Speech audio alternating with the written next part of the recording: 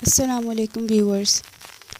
आज जो वाक़या मैं आपको सुनाने जा रही हूँ वो हमें हमारी अज़ीज़ा ने शेयर किया है। अब आप ये वाक़या सुनेंगे उन्हीं की ज़ुबानी।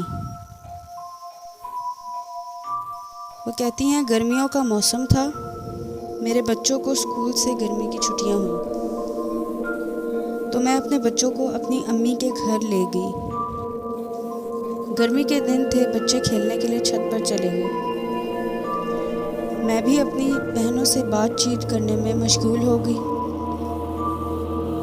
मगरिब का वक्त हुआ तो मैं और मेरी बहन अपने बच्चों को लेकर नीचे आ गए। रात हुई तो लाइट चली गई। गर्मी की वजह से मैं और मेरी बहन छत पर चले गए। बच्चों को हम पहले ही सुला चुके थे। छत पर जाकर मैं और मेरी बहन चारपाई पर लेट गए और बातें करने लगे। कहती हैं, फिर हुआ ये कि छत पर मौजूद साइकिल में से हमें आवाज़ें आने लगी। मेरी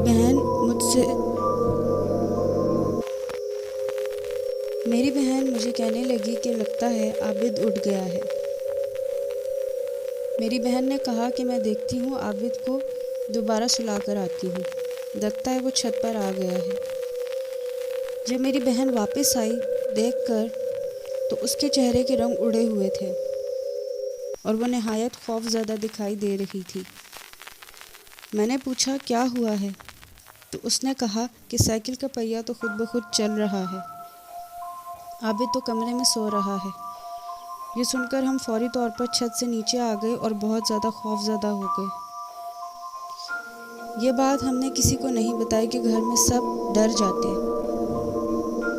अगले दिन फिर सब बच्चे छत पर जाकर खेलने लगे और मैं अपनी बहन के साथ बातों में मशगूल हो गई।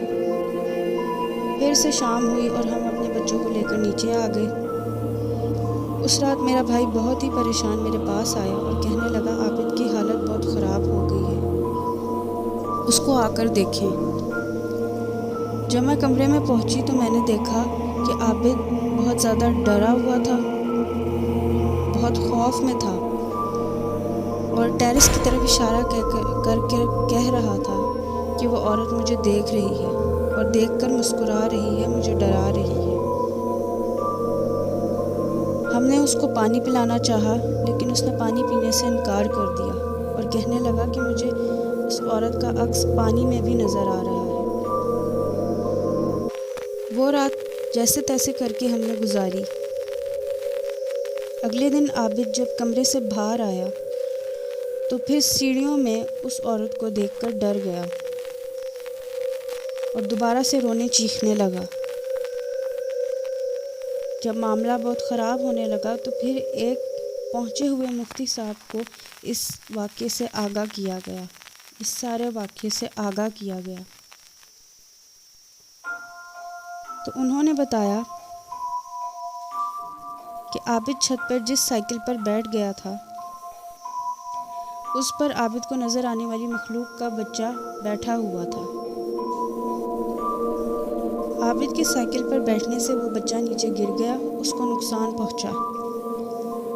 चूँकि वो उस औरत का बच्चा था जो आबिद को नज़र आ रही थी, इसीलिए वो अपने बच्चे का बदला लेने आई थी और आबिद को तंग कर रही थी।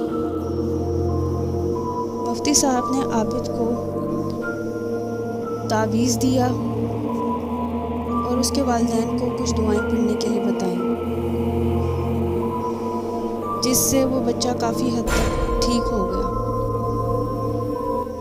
ये थी मेरी कहानी व्यूअर्स, जो हमें हमारी एक अज़ीज़ा ने भेजी। उन्हीं की ज़ुबानी आपने एक कहानी सुनी। अगर आपको एक कहानी पसंद आई हो तो कहानी को ज़रूर लाइक करें, चैनल को सब्सक्राइब करें और कमेंट करें। फिर मिलेंगे नई कहानी के साथ, तब तक के लिए अल्लाह हाफ़िज़।